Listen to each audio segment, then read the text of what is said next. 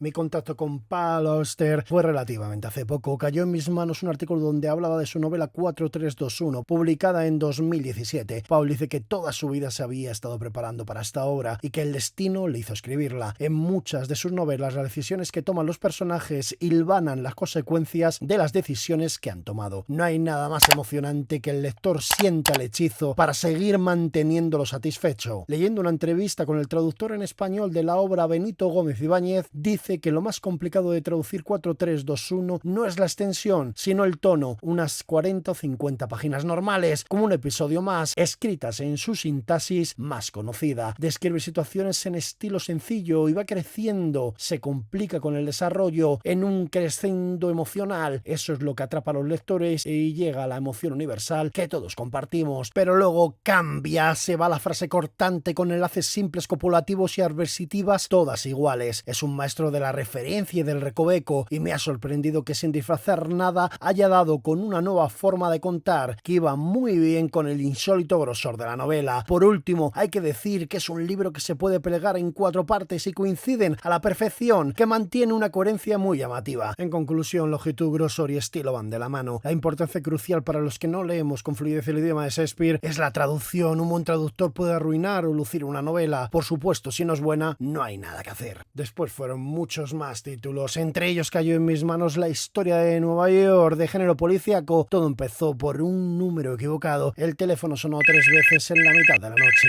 y la voz al otro lado preguntó por alguien que no era él. Así comienza La ciudad de cristal, primera de las 3 novelas que conforman la trilogía de Nueva York. El género negro es uno de mis géneros favoritos. Enseña la vida real sin edulcorantes, muestra la avaricia, el egoísmo y la gentileza. Para mí el género policíaco es el que abarca la vida en general. Toda la vida en sí misma está envuelta de esa idiosincrasia. Los personajes se enfrentan con avatares e intereses distintos. Las cosas más extrañas pueden pasar. Todas las vidas están, gracias a Dios, avaladas con cosas fortuitas, buenas o malas, que nos hacen ser las personas que somos. Últimamente he leído varios libros de novela negra, de mujeres feministas, mujeres hechas a sí mismas, entre ellos los 11 libros de la detective Keystone, de Angela Marston, y los 4 de Kay Sar, exagente del FBI, de Leslie Wolfe. Personajes femeninos redondos con vidas duras y atormentadas. A la vez no han perdido su sensibilidad y su feminidad. Y cuando publique esto ya estaré embarcado en intentar terminar la saga, como no, de Harry Bosch, de Michael Connelly, en el que voy a pasar sumergido mis próximas vacaciones con sus más de 20 libros del género. Paul Auster nació en Estados Unidos, en la ciudad de Newark, Nueva Jersey. Su infancia fue feliz y a los 12 años empezó a escribir. Venía de una familia que había emigrado de Polonia y era judía. Pasó los años entre el infatigable trabajo de su padre y su tacañería. Sus padres se habían enfrentado al crack de 1929 y cada uno la había asumido a su forma. Su padre con la intención de que no le volviera a faltar y su madre con la capacidad de gastar sin pensar en nada, sobre todo porque tenía una vida holgada. A Auster siempre le sorprendió esa relación con el dinero que tenían sus padres. Fue su mayor motivo de discusión. Años antes de que se divorciaran, al ver que su madre se gastaba mucho dinero, su padre tomó la decisión de hacer la compra 3 veces por semana y de comer buenos cortes de carne se fue a comprar los más baratos y de peor calidad. Su madre aguantó el envite callada y frustrada, avecinando el futuro que vendría. A los pocos años se divorció de él. Auster no sintió pena. En 1965 empezó la carrera de literatura francesa, italiana y británica. En 1967 se apuntó al programa de Columbia para estudiar en el extranjero el 3er curso de universidad. Tuvo un desencuentro porque le quisieron obligar a hacer cursos de francés que él entendía que era una pérdida de tiempo, porque él tenía un gran nivel de francés. Al cerrar esos estudios en Francia sintió miedo porque le podrían condicionar para tener que enfrentarse con la posibilidad de que pudiera ir a la guerra. Lo asumió con valentía, sabía lo que se jugaba. Como estaba en contra de la guerra de Vietnam, una guerra que duró 19 años, no le preocupó ir a la cárcel por sus ideales. Después, cuando volvió a Estados Unidos, encontró un profesor que no quería fastidiarlo y le dio la posibilidad de volver otra vez a la universidad. Tuvo numerosos trabajos que le dieron conocimientos y una visión distinta del mundo. El caso peculiar que recordó toda su vida fue el de Casey y Teddy. Fue un ejemplo perfecto por la forma de ser excéntrica de ellos. Tenía 19 años y las cosas que hicieron ese verano siguen nutriendo su imaginación. Se dedicaban a limpiar letrinas y ciénagas. Después de terminar su carrera en 1970, le entró en la cabeza ir a un petróleo por mediación del marido de su madre, donde era abogado laboralista del sindicato marinero de la ESO. Su trabajo, que era limpiar váteres, le llevaba 2 horas y tenía tenía tiempo de sobra para leer y escribir. En aquella época había escrito muchas páginas y ninguna le había gustado. El petrolero fue el Leso Florence, que era un barco como comparar un Ford con una limusina. En 1971 se fue a Francia con su amor de juventud, que conoció en 1965 en la universidad. Se llamaba Lydia David, también escritora, profesora de universidad y traductora de numerosos autores franceses. La llaman la maestra del cuento contemporáneo del siglo XX. Estadounidense, quisieron vivir la aventura europea, vivieron en Francia. Cuando llegaron otra vez en 1974 a los Estados Unidos, contaban con 27 años. En 1977 nació su hijo Daniel. En 1978 se divorció de Lydia y 2 meses después murió su padre. La muerte de su padre fue algo que sintió como alejado. No lloró, él se había recluido, le llamaba una vez al mes y se veían 3 o 4 veces al año. Después de la separación de su madre se quedó viviendo en la casa familiar, un gran caserón que había pagado al contado. Se suponía que no se fue de la casa porque tenía que dar una parte de las ganancias a su madre. Unos días antes de su muerte, con 66 años, había decidido venderlo y le había dicho a Paul que se pasara por allí para ver si necesitaba algo. Su padre vivía solo, le fueron apareciendo novias a las que tenía engañadas y que todas pensaban que era el amor de su vida. Parafraseando a Paul, él decía: una de las cosas más duras que le tocó vivir fue tocar los objetos de la gente que ya no está con nosotros. Siempre intentó que su padre se sintiera orgulloso de él, pero su padre tenía un amor inquebrantable, lo amaba por ser su hijo sin pedirle nada a cambio. Con sus hermanos la relación era exactamente la misma, se querían sin pedir nada a cambio por el hecho de ser hermanos. Él se había hecho una máscara y con esa máscara se refugiaba y se defendía de todo. Cuando la conversación se hacía más profunda, ponía una excusa y decía que tenía que irse. Pero una de las cosas que más le impactó fue una carta que había recibido su padre de una inquilina dándole las gracias por no desahuciarla, por las deudas que tenía, y ahora que podía iba a pagarle todo lo que le debía. Su momento más bajo fue cuando iba a deshacerse de las corbatas de su padre, que rozaban la centena, y se dio cuenta que ya no volvería a ver a su padre. Todos los viernes por la tarde iban a cenar a casa de su madre. Era una norma, todos los hijos tenían que visitarla ese día sin parejas. Al ser el menor, mi padre era el más leal de los 4 y el menos respetado por los demás. Según dice Paul en su libro La invención de la soledad, trabajaba más duro que ninguno, era más generoso con sus sobrinos y sobrinas, y sin embargo esos gestos nunca fueron conocidos o apreciados del todo. Mi madre recuerda que el día de su boda, en la fiesta que siguió a la ceremonia, uno de los hermanos se le insinuó. Es imposible saber a ciencia cierta si hubiera llegado hasta el final, pero el mero hecho de bromear con ella de ese modo deja entrever sus sentimientos hacia mi padre. Uno no hace cierto tipo de cosas en la boda de alguien, ni siquiera si se trata de un hermano. Su padre y sus hermanos habían montado un pequeño imperio de propiedades que había quedado prácticamente en nada por la crisis de la ciudad. Sabía que tenía que escribir sobre él. Su yo interno le mostraba que lo necesitaba para entender a su padre. La información más relevante ocurrió por puro azar. Como pasa en todas las vidas, una prima suya estaba en un vuelo. Conoció a un señor mayor que era de Quenosa. Dijo que sus abuelos eran de allí. A decir eso, él le pidió el apellido y cuando se lo dio, su cara cambió. En ese momento preguntó: ¿su abuelo no sería una pelirroja muy menuda? Su prima contestó que sí. Al ver su cara de incertidumbre, le preguntó el porqué de esa cara y le dijo que su abuela mató a su abuelo con un revólver. Su abuela había denunciado a su abuelo a la policía porque se estaba viendo con una mujer más joven que ella. Al poco tiempo se divorciaron y al llegar a la casa familiar, porque les había traído un regalo a los niños, se habían escuchado 3 disparos y la policía fue a ver qué ocurría. Al llegar allí encontraron muerto a su abuelo por un disparo de arma. El hermano del abuelo de Paul se dirigió allí y dijo que ella había sido la que le había asesinado. Ella dijo que no sabía nada, pero al contrarrestar con ella que uno de sus hijos la había delatado, su abuela se vino abajo y lo confesó todo. Dijo que la gente decía que había habido 3 disparos, pero que ella no recordaba si había sido 1 o 6. La dejaron salir de la cárcel porque no tenía miedo a que se fugara por el amor que sentía por sus 5 hijos. El hermano de su abuelo intentó matarla porque no podía admitir que una asesina estuviera en la calle. A él también lo arrestaron y al final salieron todos libres por locura temporal. El cuñado dijo que volvería al trabajo y con ese trabajo haría una estatua donde estaría enterrado su hermano. Y a su abuela le recomendaron que se fuera de allí para iniciar una nueva vida. Los problemas económicos eran constantes. Una mujer sola manteniendo a unos cuantos hijos, por lo que descubrió Paul, se mudó varias veces de ciudad porque no podían pagar las casas. Todo acabó en el libro Asalto de Mata. En definitiva, Paul Auster dice que la pistola que mató a su abuelo destrozó la vida de mi padre. Si tu padre ha muerto porque tu madre lo mató a tiros, así a pesar de eso sigues queriéndola, casi seguro que irás cayendo poco a poco en un estado mental con tantos cables cruzados que en buena parte acabarás apagándote, dice en su ensayo Un país bañado de sangre.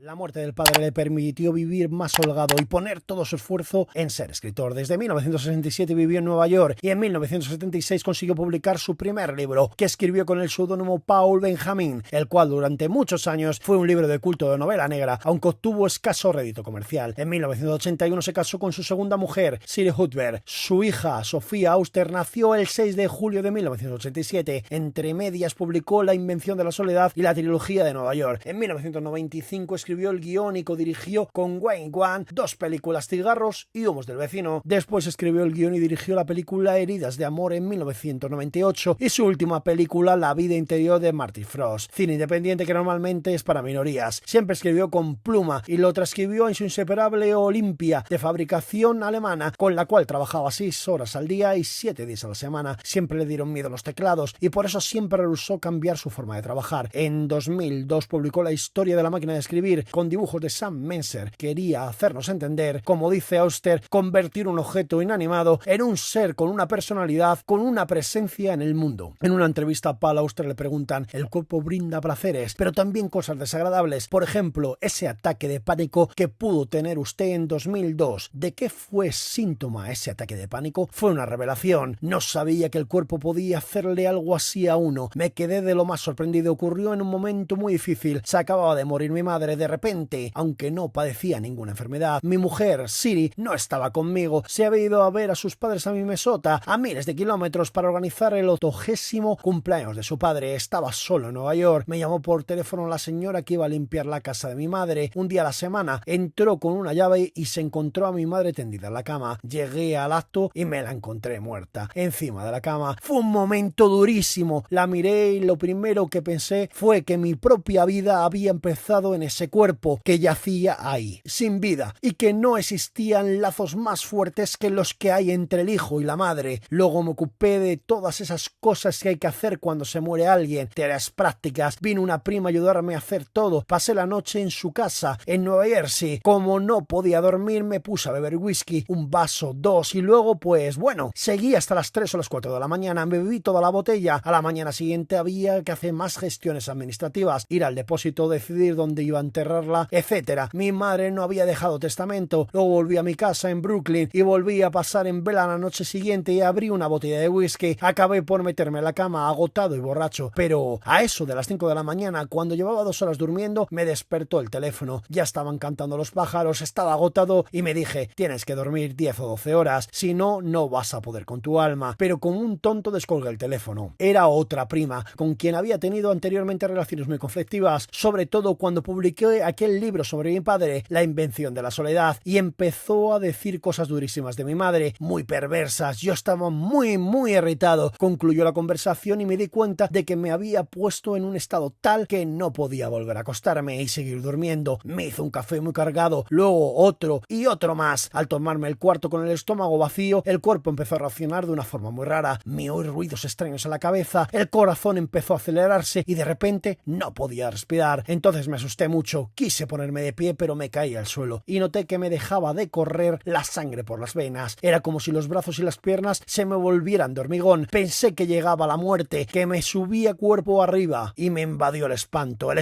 absoluto. Eso es un ataque de pánico. Eso fue tremendo. Escribió numerosos libros, poesía, obras de teatro, ensayos y películas, y tanto como premios. El más importante fue el Premio Príncipe de Asturias de las Letras de 2006. En su acta el jurado destacó que Auster ha sido premiado por la renovación literaria que ha llevado a cabo al unir lo mejor de las tradiciones norteamericana y europea, innovar el relato cinematográfico e incorporar a la literatura alguna de sus aportaciones. Otra vez el azar tocó la vida de Paul Auster, esta vez con una trágica noticia: la muerte de su nieta por sobredosis, y acusaron a Daniel Auster de homicidio, y el 26 de abril del 2022 murió por sobredosis, solo después de 10 días de esos duros sucesos. Paul Auster murió el 30 de abril del 2024 después de un duro cáncer de pulmón. Mi misión como escritor es hacer sentir lo que es un ser humano. Siempre tuvo sus críticos, sobre todo los que dicen que la casualidad es un tema sencillo, realmente manido, que deja libre de responsabilidad al autor. En conversaciones con Gerard Dossier, Paul Auster, Anagrama, 1996, Auster se refiere al síntoma y al diagnóstico. El aquí firmante, ya se vio, no es la excepción, que habitualmente suele adjudicar a su sistema creativo que contagia e inmuniza su obra. Paul Auster al azar. Ah, sí, me resulta francamente irritante. Está la necesidad y las contingencias y la vida no es más que eso, contingencias. No hay más que abrir los ojos y mirar la vida de la gente que te rodea, la de tus amigos, para darte cuenta hasta qué punto ninguna existencia sigue una línea recta. Somos permanentemente víctimas de contingencias cotidianas. Existen dos acepciones, la filosofía y la cotidiana, en el sentido en que se habla, por ejemplo, de un accidente de automóvil. Por definición, un accidente no es previsible. Se trata de algo que ocurre, no previsto, y nuestras vidas están hechas a base de accidentes. También me interesan mucho los accidentes que no llegan a producirse. La casualidad existe. El tipo que cruza la calle y que se libra por los pelos de que le arrolle un vehículo. Ese milímetro gracias al cual permanece con vida me fascina. Esa distancia mínima contribuye a fabricar una vida. Me parece muy evidente. No hay nada más normal que eso. No, sinceramente, la idea del azar no me interesa. Es como si se descubriera por primera vez leyendo mis libros. Es absurdo. Según la profesora danesa Ingi Virgine, que tiene una interesante entrevista larga que tardó casi 3 años en realizar con Paul Auster, dice que las 16 novelas forman un amplio cuerpo orgánico por las exploraciones de Auster sobre la relación entre el mundo y la palabra, lo que a menudo rompe las convenciones literarias y reconoce el terreno para nuevas vías de representación. En esto, como en otras cosas, su obra está sistemáticamente determinada por una lealtad a su material y una curiosidad que con frecuencia conduce a los territorios inexplorados, produciendo así, en cada caso, una especie diferente de historia. Al mismo tiempo, los textos se entrecruzan mediante temas recurrentes que discurren por toda la obra. Hay fábula y mito, realismo, comedia, metaficción. Los libros a veces extraen elementos de una serie de formas y géneros: memoria, cuento, relato distópico, historia paralela o alternativa, novela detectivesca, terapia narrativa, literatura gerontológica, poesía. Hay partes de novelas escritas como collage que combinan guión cinematográfico, recortes de prensa, intervención o traducción de textos de otros autores, análisis de películas, indicaciones escénicas, notas a pie de página, monólogos líricos. Los libros suelen interrelacionarse continuamente mediante alusiones, ecos, referencias directas y personajes autointertextuales, formando así una densa red de enmarañados temas, lugares, movimientos, inquietudes y problemas no resueltos. Sus 2 obras más importantes, según mi punto de vista, son Trilogía de Nueva York, que se compone de 3 libros: Ciudad de Cristal, Fantasmas y La Habitación Cerrada. Todo empieza con una casualidad, una llamada de teléfono de noche a la casa de Daniel King, que tiene las iniciales de Don Quijote, preguntando por el detective Paul Auster. Todo comienza como un clásico de novela detectivesca, aunque a Paul no le gusta que se la describa así. Sentía que era como cuando Cervantes escribía el Quijote y puso como excusa los libros de caballería. Da la sensación de ficción barata, un efecto buscado para el contraste con el giro que da pronto la historia. La investigación en el caso de Peter Steinman para Paul Auster termina contratándolo. Cuando se encuentra con él, la obra gira sobre sí misma al convertirse en una reflexión sobre el lenguaje, la identidad y la locura. Según lo que dice Auster al preguntarle si estaba de acuerdo de que Trilogía de Nueva York era su mejor obra, creo que entre los periodistas hay una tendencia a considerar la obra que te da a conocer como tu mejor producción. No creo en adjetivaciones como mejor o peor. Al fin y al cabo, hacer arte no es como competir en las Olimpiadas. Para mí, su obra más sublime es 4, 3, 2, 1, por ser el encuentro con él, con su literatura. La novela trata de 4 vidas distintas que vive el personaje de Ferguson, desde el nacimiento a la edad de 20 años. Con esa excusa explora los conceptos del destino, el libre albedrío y las infinitas posibilidades que la vida tiene para ofrecer. Cada Ferguson se enfrenta a pérdidas, amores, éxitos y desafíos. Nos invita a que nosotros como lectores podamos reflexionar cómo las pequeñas decisiones pueden tener un impacto profundo en el curso de nuestras vidas. La estructura es compleja y con una actitud de narrador que realmente cautiva. Intercala con increíble maestría las diferentes realidades, cuestionando cuál de sus decisiones habría sido mejor. Es una obra que te hace pensar sobre si las decisiones que tomaste en un momento de tu vida realmente son acertadas, aunque también es compleja y tienes que mantener una concentración porque puedes desorientarte en un principio. Parece que el autor comete errores, pues sorprende mucho por el cambio de estilo o por los temas, de una prosa minimalista a una narración muy descriptiva, exhaustiva. Hay un frecuente uso de oraciones complejas y extensas. También nos presenta un viaje cultural de recomendaciones de libros y música. Es un libro que he releído varias veces y aún así he tenido que estar buscando información de él. Al final, como se dice en la maravillosa tetralogía La sombra del viento, los libros son espejos, solo se ve ve en ellos lo que uno ya lleva dentro. Según el artículo de New York Times, lo que hace 4321 original y abrumadoramente compleja es que Auster sitúa las 4 historias en carriles paralelos y las narra de la manera más o menos simultánea. Opta por una forma narrativa o pausada y terrenal y se toma un centenar de páginas para esbozar los contornos de las infancias alternativas de Ferguson, las múltiples historias de amor entre Ferguson y Amy, unas veces consumadas, otras frustradas, constituyen el corazón de la novela y ponen de relieve los puntos fuertes de la peculiar estructura narrativa del autor. Su conexión romántica y psicológica es tan intensa que el lector no puede evitar animarlos a que venzan los obstáculos que se interpongan en su camino. Para terminar, un pequeño poema de Paul Auster. Habla de fuego, te desvías, te derrumbas, te yergues, mecido por el gong de las horas que golpeó el acebo 12 veces, más callado que tú. Algo puesto en libertad por alguien salva tu nombre de carbón. Allí te yergues de nuevo, respirando en el sol fantasmal entre hielo y ensueño. He llegado tan lejos por ti, la voz cuyo eco resuena en mí ya no era la mía.